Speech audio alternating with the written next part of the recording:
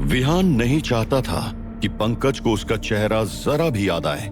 उसे किसी भी तरह पंकज को उसकी सोच से वापस लाना था।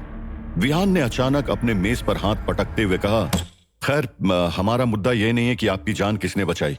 हमारा मुद्दा है कि आपके सपने की परेशानी को खत्म करना है। विहान के अचानक बोलने से पंकज अपनी सोच से झटके में वापस आ गया। अभी जितना रिलैक्स पंकज नहीं था, उससे कहीं ज्यादा विहान था। विहान का दिमाग अब दोबारा पंकज के सपने पर टिक गया था। उसने पंकज को समझाते हुए कहा, जो कुछ भी आपने झेला उससे आप बहुत डर गए होंगे, लेकिन कभी कभी ये डर हमें इतना घेर लेता है कि जरूरी बातें हमसे छूट जाती है। शायद कुछ ऐसा हो जो आपसे छूट गया हो। अच्छे से सोचिए। विहान की बात बिल्कुल सही थी। किडनैपर वाली बिल्डिंग में अपने डर की वजह से विहान ने पहली बार कालवेद के पन्नों के क्लू को मिस कर दिया था। अगर वो सपना न होता तो उसे कभी पता नहीं चलता कि वो पन्ने जनार्दन के घर में लाए गए थे। पंकज ने आंखें कसकर भींच ली। विहान जानता था कि अगर वो इन बातों की तह तक पहुंचना चाहता है तो उसे पंकज को गाइड करना होगा। विहान ने नरम आवाज में पूछा, जब दीपक ने आपसे मदद मांगी तब आपने क्या महसूस किया? पंकज की आंखों में फिर से आंसू आ गए। अजीब बात यह है कि उस पल में विश्वास नहीं हुआ कि दीपक वही आदमी है जिसने इतना बड़ा नरसंहार किया। दोनों एक पल के लिए चुप हो गए। फिर विहान ने बात को आगे बढ़ाते हुए कहा, दीपक ने इतना बड़ा नरसंहार किया, फिर भी आपने अपने सपने में उसे बचाने की कोशिश की। अगर वह आदमी इतना ही दुष्ट था तो फिर आप उसे बचाने की कोशिश क्यों कर रहे थे? पंकज एक पल के लिए सोचने लगा। विहान ने पास झुककर पूछा, तो चलिए उल्टा सोचते हैं। उस सब उथल पुथल से पहले क्या हुआ था? पंकज ने जोर से सांस छोड़ी और कहा, सब कुछ अचानक हुआ। एक पल पहले सब नॉर्मल था, अगले ही पल पूरा मेला जैसे पागल हो गया। सबके चेहरे बदलने लगे और अजीब से प्राणी बन गए। सब एक दूसरे पर टूट पड़े। ऐसा लगा जैसे हर इंसान के अंदर जो बुराई छुपी होती है वो अचानक से बाहर आ गई, जैसे कोई ज्वालामुखी फूट पड़ा हो। और उस पूरे तूफान का लीडर था दीपक। मुझे तो लगा वो शैतान के वश में था। विहान सतर्क हो गया। उसने तुरंत कहा, आपने कहा वश में था, तो क्या दीपक सिर्फ मोहरा था? क्या इस सब के पीछे कोई बड़ा शैतान था? पंकज की आंखें फैल गई। उसकी खामोशी ही सब कह गई। विहान ने मुस्कुराते हुए कहा, आपकी आत्मा कह रही है कि दीपक से भी बड़ा कोई और जिम्मेदार है। पंकज का चेहरा सफेद पड़ गया। वो कुछ देर तक एक स्टैच्यू बन गया था। उसका शरीर शांत था लेकिन दिमाग दौड़ रहा था। अचानक उसने अपना हाथ टेबल पर पटका और कहा, मैं देख पा रहा हूं। पंकज इतनी तेजी से अपनी जगह से खड़ा हुआ कि उसकी लकड़ी की कुर्सी हिलते हुए जमीन पर गिर गई। वो बुदबुदाया, तपन का नाम सुनते ही विहान भी उठ गया। पंकज कमरे में चक्कर काटने लगा, जैसे यादें तेजी से लौट रही हो। पर यह कैसे हो सकता है? उसने कई लोगों की जान बचाई थी। विहान भी पंकज की बेचैनी को महसूस कर रहा था। आप उस तपन के बारे में बता सकते हैं? पंकज और तेजी से चलने लगा। वो एक लंबा चौड़ा इंसान था, ज्यादा से ज्यादा 22-23 साल का। उसकी दो अलग अलग रंग की आंखें थी, एक भूरी और दूसरी समुंदर से भी गहरी नीली। लेकिन वो सबके साथ बहुत दयालु था, कभी किसी को नुकसान नहीं पहुंचाया सिवाय। विहान ने बात पूरी की, सिवाय इसके कि शायद वो उतना मासूम नहीं था जितना दिखता था। पंकज ने याद करते हुए आगे कहा, एक और बात, उसने बताया था कि वो हिमालय की किसी पर्वत श्रृंखला के पास वाली जगह काशीपुर से आया था। ये सुनते ही विहान का माथा ठनका। ये तपन भी हिमालय के पास की जगह से? ये सब किस बात का संकेत है? कहीं किसी बड़े खतरे का तो नहीं? मुझे तपन तक पहुंचना होगा। विहान को उसकी सोच से वापस लाते हुए पंकज ने कहा, हल्का आपके बारे में बिल्कुल सही कहती थी। आप वाकई में चमत्कारी हो। उसने पलकें झपकाई और एक हल्की सी मुस्कान के साथ कहा, हम मुझे पुलिस स्टेशन जाना चाहिए। मुझे उन्हें सब बताना होगा कि उस मेले के नरसंहार में किसका हाथ है। विहान ने सर हिलाकर सहमति जताई और एक तरफ हो गया। पंकज ने अपना बटुआ निकाला और उसमें से कई नोट निकालकर विहान के हाथ में थमा दिए और बाहर निकल गया। विहान ने जब उन नोटों को देखा तो उसके मुंह से निकला, हे भगवान, ये तो हल्का से भी ज्यादा पैसे दे गया। ये दोनों सच में एक दूसरे के लिए ही बने। विहान ने वो पैसे जेब में रखे और वहां से निकल गया।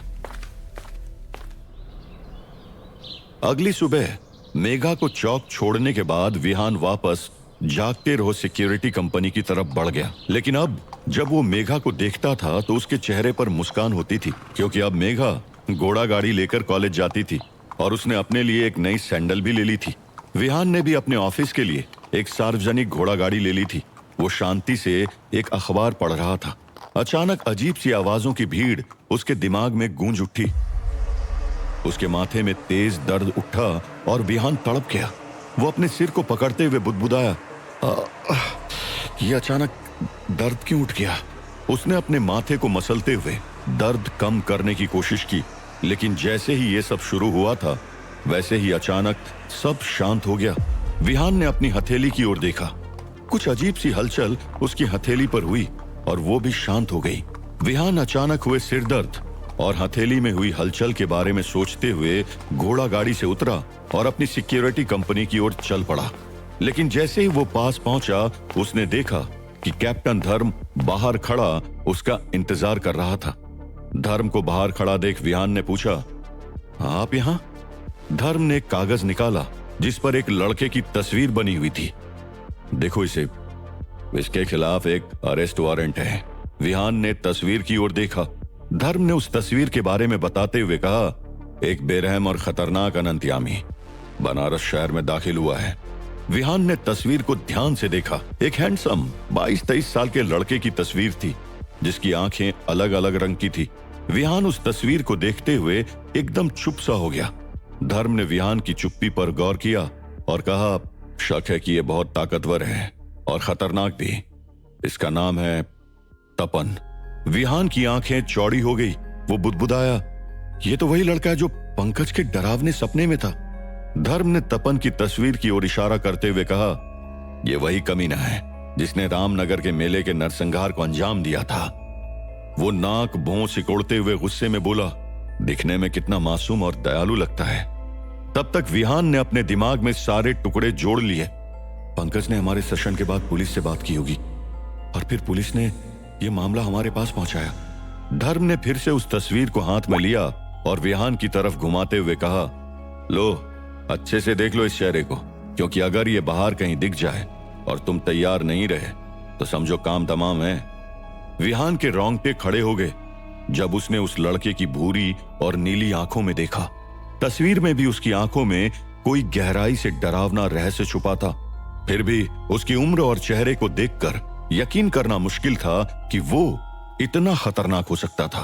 धर्म ने तपन के बारे में बताते हुए आगे कहा, हमारे सोर्स का मानना है कि वो एक भड़काऊ सीक्वेंस के सीक्वेंस 8 का अनंतयामी है और ये बहुत ही ज्यादा ताकतवर होते हैं। विहान ने धर्म की आंखों में देखते हुए कहा, मेरे पास एक गवाह है जो हमारी मदद कर सकता है। वो अपने एक बुरे सपने से परेशान था तो भविष्यवाणी मंडली आया था। धर्म ने हल्के से मुस्कुराते हुए कहा, हाँ मुझे पता है, मैंने कल तुम्हें पंकज के सपनों में घूमते देखा था।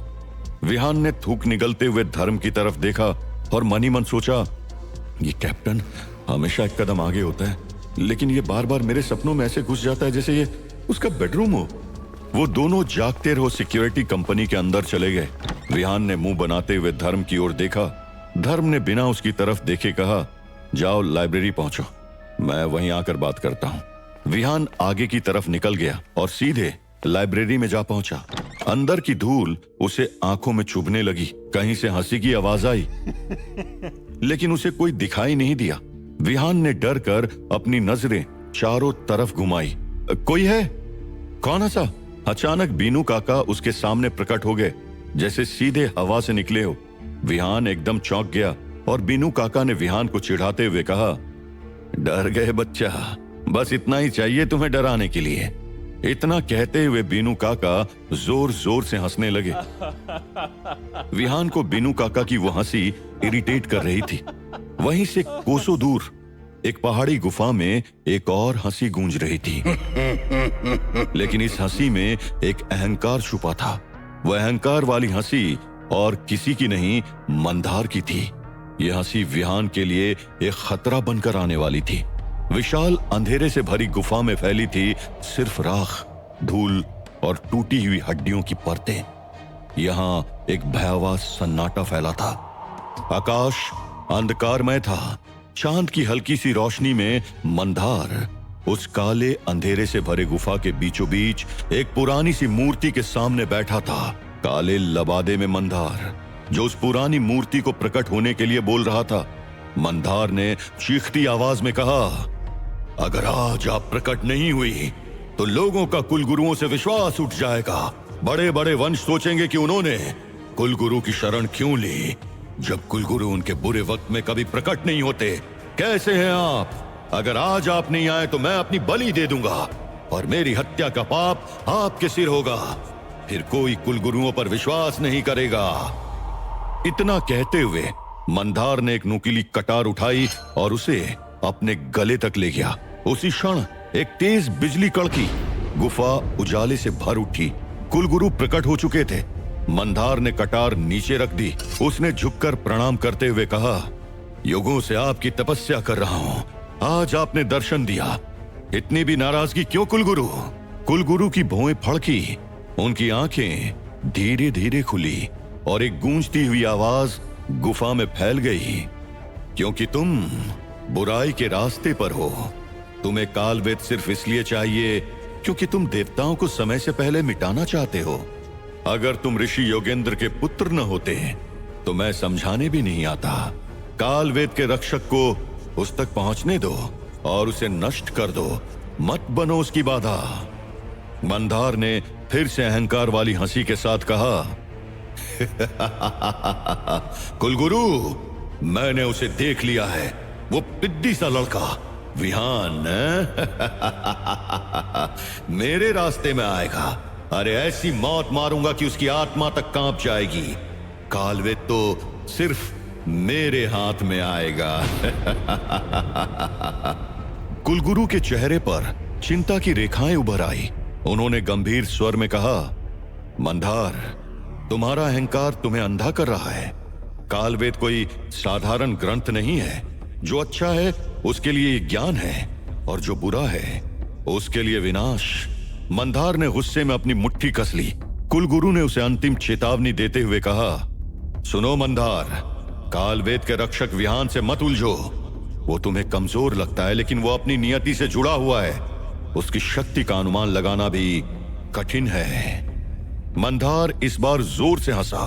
उसकी हंसी गुफा की दीवारों से टकराकर गूंज उठी। उसकी नियति वो कीड़े से ज्यादा कुछ नहीं। मैं उसे अपने पैरों तले कुचल दूंगा। उसे मिटाने के लिए मेरी थोड़ी सी शक्ति काफी है। कुलगुरु ने गहरी सांस ली। उनकी आंखों में निराशा साफ दिख रही थी। तुम मेरी चेतावनी को अनसुना कर रहे हो मंदार। तुम नहीं जानते तुम किस अंधकार की ओर बढ़ रहे हो। मंदार ने नकली नम्रता दिखाते हुए कहा, मेरे प्रिय कुलगुरु, मुझे बस आपको जगाकर आपका आशीर्वाद लेना था। अब मेरा समय है अपना रास्ता खुद बनाने का। यह कहते हुए मंदार ने एक फूंक मारी। कुलगुरु अचानक हवा में ओझल हो गए। मंदार अपने हाथ में रखे हड्डी से बने त्रिशूल को जमीन पर घसीटते हुए बलिदान कुंड के पास आया और चीखते हुए बोला, नहीं छोड़ूंगा उसे। कालवेद तक पहुंचने से पहले ही मैं उसे मृत्युलोक भेज दूंगा। मंदार जोर जोर से मंत्र पढ़ते हुए बलिदान कुंड में राख फेंकने लगा। तभी उस कुंड से लाल धुआं उठने लगा और वो धुआं घूमता हुआ मंदार के चारों ओर मंडराने लगा। मंदार ने कुंड में देखा, कोई अजीब सा पशु जैसा आकार बन रहा था। आधा भेड़िया आधा इंसान, जिसकी आंखें जल रही थी। मंदार ने एक क्रूर हंसी के साथ कहा, जाओ, विहान को अपना शिकार बनाओ और अपना काम पूरा करके आओ। वो भेड़िया जैसी शक्ल का जीव बलिदान कुंड से उठकर धुएं के साथ गायब हो गया विहान की ओर। क्या मंदार की भेजी शक्ति विहान को मार पाएगी? क्या विहान पर आने वाले संकट का बादल और गहराने वाला है? क्या तपन और उस कालवेद का कोई रिश्ता है? जानने के लिए सुनिए इस रोमांचक कहानी का अगला एपिसोड सिर्फ और सिर्फ पॉकेट एफएम पर।